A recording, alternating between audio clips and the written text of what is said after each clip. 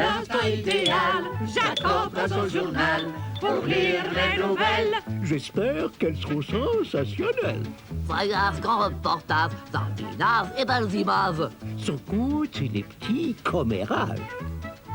Il est d'un très grand intérêt, le petit écho de la forêt. C'est vrai, Très vrai, c'est vrai, vous le verrez. car il y a toutes les informations à chaque nouvelle édition.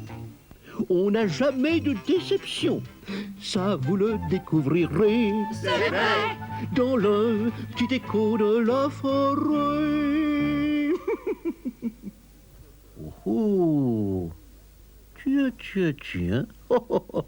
Mademoiselle de la Cigogne veut faire un procès. Un procès. Eh bien, je me demande pourquoi. Et vous aussi, certainement, cher téléphone.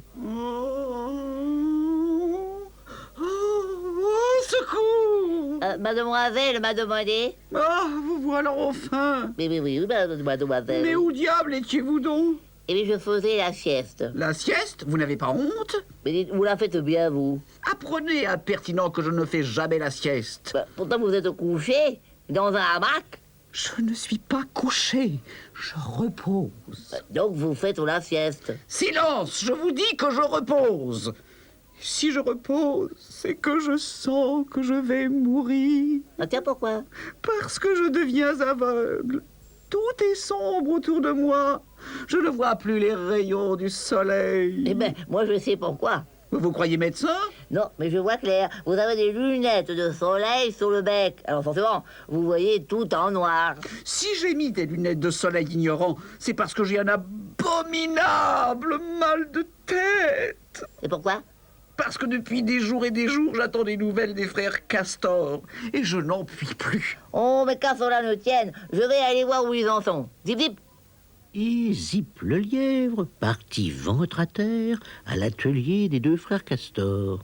Alors, Zip, que penses-tu de nos plans? Nous avons prévu tout ce que mademoiselle de la Cigogne nous a demandé. Oh là là, oh, c'est parfait, c'est délicieux, elle sera ravie, enchantée. Je cours lui montrer votre travail. Zip, zip. Et Zip le lièvre repartit ventre à terre chez mademoiselle de la Cigogne. Alors, mademoiselle est satisfaite. Satisfaite, mon pauvre Zip. Ah, mais pourtant... Taisez-vous! Peut-être. Pour m'installer dans la forêt, j'ai décidé de faire restaurer cette maison de famille qui existe depuis des siècles. Vous aviez raison, c'était une vieille baraque. Puis-je? Vous osez appeler vieille baraque un monument historique?